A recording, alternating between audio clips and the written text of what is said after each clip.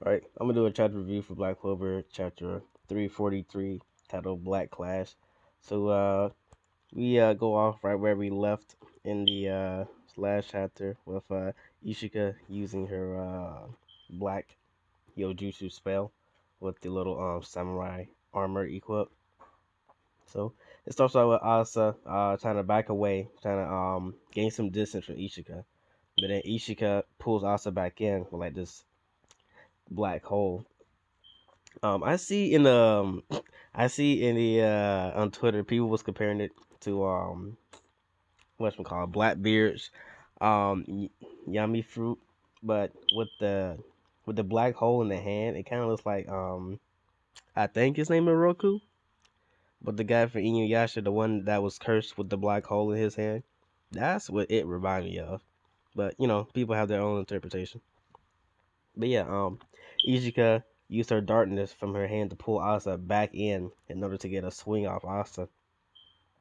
But I also used Double Union right in time to nullify the I guess the effect. Yeah, it says right here. Asa says I'll serve any match or Yoryoku that's affected me, and that's when he goes straight into Double Union, or I guess you could say partial Double Union, so he can be in the form longer. And he also pulls out the Demon Slasher Katana. And so then, since Ichika's attack failed, she then kicks Asta a few feet away or yards away into the river, and Asta comes out the river um swinging a I don't know if I would call it Equinox slash. I guess so, because the slash kind of scales up all the way to the sky. But it was cool in that one panel where Asta was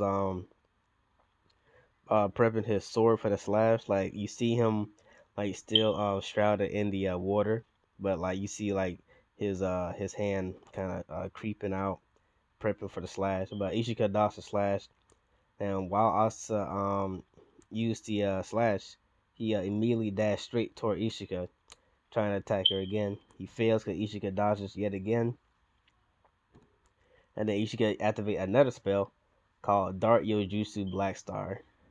And another thing I want to go ahead and get out the way is I really do love Ichika form with this samurai, and I especially love the whatchamacallit. I love how in this chapter they show a lot of her and silhouettes. Like you should see her in all black, but only her eyes light up. Like this panel right here where she activated her other spell, the Black Star. Like it just looks so cool because you see the little moon symbol behind her, and like that shit looks so clean. And so then Ishika explains her spell, saying my dark Yojutsu works best for martial arts and sword fighting. Blast Star uses its pull to create vulnerabilities in my opponents. Right now though, I'm using it on myself, having an irregular trajectory, making it easier to strike at him. He'll never catch me. So basically, she's controlling her own. I guess you could say she's technically controlling her own gravity pull because of the Black Star. Because wherever the Black Star plays, she can just pull herself into that direction from many different angles because of how she got the Black Star plays. So that's pretty cool. So basically, she can if she want to, she can like also pull her enemies while she also get them pulled too, which is a pretty cool spell. But Asa immediately canceled that right away with his Demon Destroyer sword, canceling all the Black Stars, or basically her spell. And so then after that, they should go right at it, going for another strike with Ishika and Asa saying, in terms of sheer Yojutsu and magic, our skills are roughly equal. The real contest is how well we can use Zeton. So then Asa reassuring himself, saying he got it this time. They're both about to use Zeton with their eyes sliding up. Asa goes in for a swing, but he missed because Ishika dodges. And then while she did the dodge, she also placed her feet on Asa's head and knocked him back down into the river. And then after that, she starts monologuing about Asta's motivation and his conviction to be the Wizard King. Like she starts saying, as if there was any way you could ever maneuver me in a Zetan exchange. Someone who stands above others, rank equivalent to the Shogun. What do you call him? The Worship King? You have no resolution, no conviction, no real skill even. How could someone like you become someone like that? And like I said, these panels, the panels where they should show Arthur's silhouette, it should goes crazy because like we get a second one where she's blacked out, and you just see like her silhouette and the little moon in the back, the moon symbol, but with her that came out from her armor spell, and it just looks so cool. And then after she gets done kind of smack talking to Asta, saying that he doesn't have any real motivation, no conviction to become what he wants. That's crazy. She even said that he has no skill, which is crazy. But I think that was a bit of cap right there. But Asta then responds to her saying, "I can feel it in your key, your anger at Captain Yami and me, but there's more than that in your heart." And you see, like Asta got really messed up with that kick. He's bleeding on the left side of his face. He's leaking real bad, but he's still focused. I guess he doesn't have a concussion from that, but I guess he has a hard head or whatever. But we see that Ishika goes off again, saying, don't talk as if you know me, ignorant fool." And you get another silhouette of like just her with the darkness cloak and the armor. It like I said, I love the silhouettes that Tabata drew in this chapter. It just looks so cool. And then they both go again for another Zetan exchange, but this time I also feel like he got it, saying, "I got it. I know the form for my Zetan. If I fire a perfect Zetan, I can win this." So then they both go in, going for one last strike,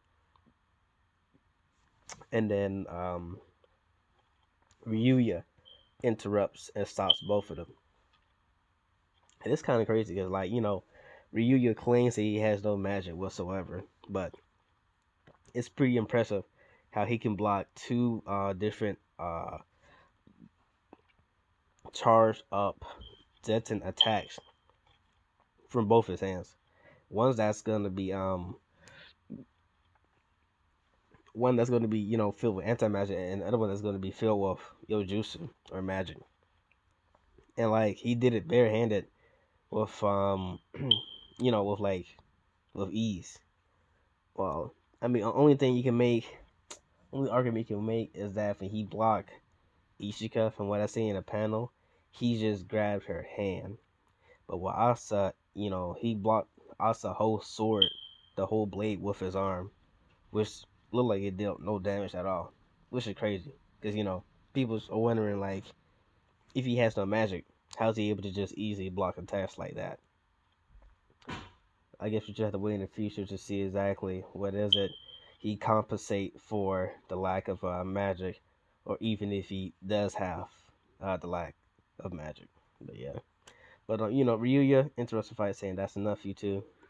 Ishika in complete dismay and and I guess also in embarrassment due to her acting out, saying, "I beg your pardon, Lord Ryuya. I slashed open my stomach in apology." Ryuya stops her, saying, "Whoa, scary. Let's skip all that." Then Ryuya starts talking to Asa, saying, "You okay there, Asa? Guess not, huh? That's a whole lot of blood." Then Asa, he was just thinking about how he was still off of his Zetan, saying, "I couldn't cast Zetan back there. I completely lost that one. I almost got the hang of it, just a little further, a little more." So, well, Asa, confirming that basically would have been the end of Asa if that clash would have actually happened. From what Asa said. But either way, Ryu talks to Asa. Asa saying, "What about you, Ryu? Is your arm okay? I'm sorry." Ryu replying that let's head over to Fumito's. He'll fix us up, then makes us some grub. But then Ryu twitches and said, "Looks like they're here." And we see above the land of the sun, we see three paladins. One is Lily, and the two other are new recruits to the paladins. And we have Lily saying, "I only heard of it in stories, but it really does exist. So this is the land of the sun." And like this did like in this chapter with the leaks that was going on what call on what was it? I think it was Wednesday morning or Thursday morning. The leaks that Night Baron and Diab has sent out. People were already going crazy with the leaks of the fight, but then people just like took it up times 10, but it revealed that the Paladins was already here. Like two was already confirmed. That one is Lily, of course, and the other one is Heath, which is crazy because like Heath died way back, like way in the beginning. Like I think in the first volume, I believe. I think so. I think in the first volume. Yeah, yeah. He was in the first volume when he died.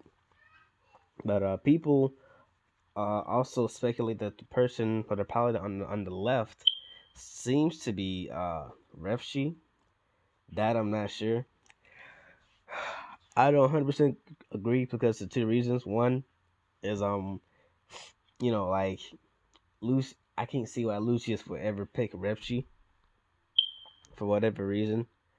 And two, out of all the villains, I wouldn't like to see Reggie back. Reggie wasn't really a good villain. He was just really used as an example of like Asta anti magic. Like he was a good villain. He was about his stuff. You know he was given an order. He was tasked to do it, and he was about to get it done. He did everything in a timely order. That was his gimmick. Everything was done at a certain time. Reggie, he was just a rogue magic knight that wanted to steal people's grimoires. You know, like he wasn't really out to kill anyone. He would have killed for his for his his master's sake. But that's why I don't think it's Rivici, and especially because the hair seems way too long. Like in all these paladins transformation that we've seen so far, there really hasn't been no changes to their hair. Like their physical appearance does change. They gain horns and whatnot, angel wings and halos. But in terms of hair, I don't think anything changed. Like Heath's hair is still the same. Lily's hair is still the same. That person right there with that long hair, I do not think that's Ripshi. I think that might be just a random magical knight, or maybe a random Clover citizen that was turned into a whatchamacall, uh, a paladin. And I think that's cool only because of the fact that we get new characters, new characters that get given powers. Like, what if this character was a peasant and he been treated, like crap? And so then Lucius, who wants to build a better world, he just finds a random peasant who's who really hasn't had the best of life and gives him this power. I feel like that would be cool. And that would show that not only is he giving strong magic knights a chance to become in the paladin ship, quote unquote, but he also gives out, peasants, people with barely any magic, a chance too, which I think would be cool to see. So I hope it is a new character that we haven't seen before. I hope it's not Revshi. I really don't want to see him with chain magic and some sort of other type of magic. But since we're getting characters like this, I hope they do bring back the Dark Triad. I hope they bring back Morgan. I hope they bring back a lot of other characters.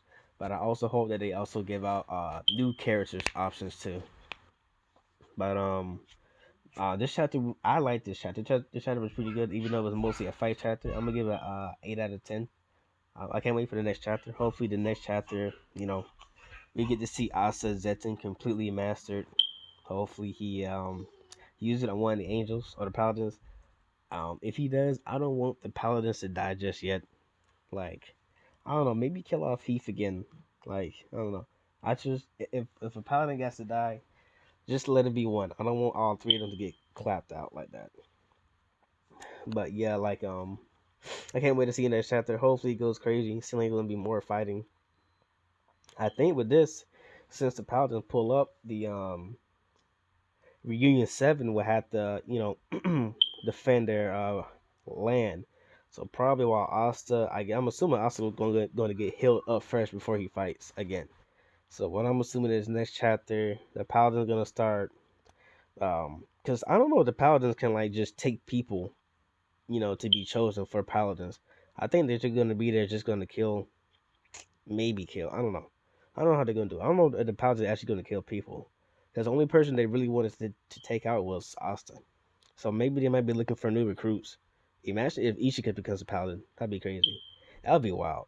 But yeah, um, I feel like Asta is going to get healed, and the Reunion Seven is going to protect their land until Asta and Ishika are in the fight. But I guess you can say my little theory is, what if Ashika, not Ashika, what if Ishika um gets recruited as a paladin? I feel like that would be crazy. That would go crazy. But other than that, I think that's pretty much it. Like I said, the chapter was really good. I can't wait for the next couple of chapters that comes out. From what I saw in the official website, dog, it says it's gonna come out in 14 days. So we gotta wait for 2 weeks, but that's all right. They can give as much time as the body needs. So yeah, other than that, that's pretty much it. Really good chapter. I liked it. All right, I'm gonna do a chapter.